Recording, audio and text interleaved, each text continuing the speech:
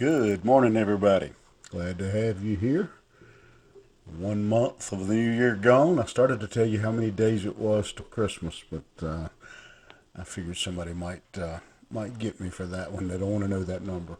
If you want to follow along today, we'll be back in the 26th chapter of Proverbs with a little smaller bite today, and as we continue looking at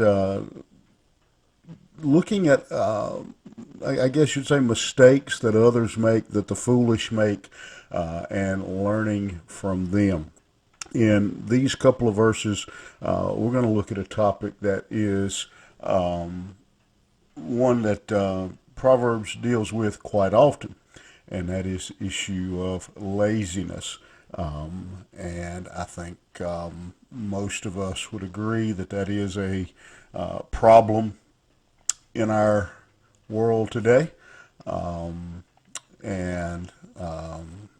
the issues that comes with that, whether it's a lazy worker or a lazy student or a lazy manager.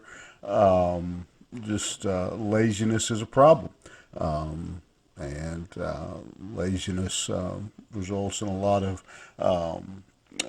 there's a lot of things that come out of people, in particular workers being lazy. Lazy workers who are less efficient end up costing the company more money, which ultimately is passed on to the customer. Just a lot of ramifications of being poor, of being lazy. And so the Bible, Proverbs in particular, speaks a great deal about this issue. One of the other things that it does, especially for someone who professes Christ, being a lazy person is a mark against their testimony. And so it's a very important issue to God, as we see again the number of times he addresses the topic. So beginning in verse 13, he says, "The slothful man saith, There is a lion in the way, a lion is in the streets." Here we see just a crazy excuse that he uses to keep from going out into the workplace. Now, I guess there are places in the world where you could say there's a lion in the street, and that may very well be the case, but probably not in Jerusalem. I'm not going to say impossible, but extremely unlikely that you'd ever see a lion in the street in Jerusalem. It just wasn't. It's kind of like you wouldn't see. You wouldn't expect to see an elephant roaming the streets of New York City. If you did, obviously something is really out of place there. And so the lazy man will use any excuse, he says, to get out of work, even something as far fetched as there being a lion in the street, and that to get out of work. As the door turneth upon his hinges, so doth the slothful upon his bed.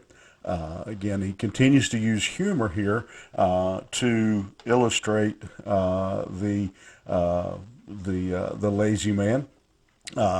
Two different ways of looking at this comparison. A door is hooked to the house by the hinges, and a lazy man is hooked to his bed. He won't get up. And then a door swings on its hinges, and a lazy man, the picture comparison is a man laying in the bed, rolling over and over, tossing and turning, and on his bed. And so again, he's just making light, mockery of the lazy man. The slothful hideth his hand in his bosom; it grieveth him to bring it again to his mouth. Lazy man, too lazy to even feed himself. He'll He won't even lift up his hand to put food in his mouth. The sluggard is wiser in his own conceit than 7 men that can render a reason. The lazy man, in doing all those things, thinks he's smarter than everybody else. That nobody can convince him. Even 7 wise men can come along and give him all kinds of reasons why he's squandering his life, what's wrong with his lifestyle, but yet he refuses to listen, refuses to change his ways.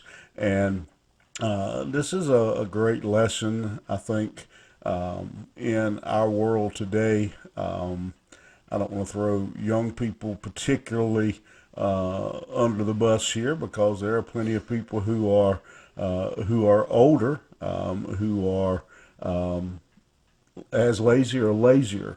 But many of our young people just don't want to work, and quite frankly, instead of blaming for me, now you may have a different opinion, instead of blaming the teenagers or the young people, I look and say, it comes back to to the parents who didn't train and teach their children the importance and the value and the necessity of work.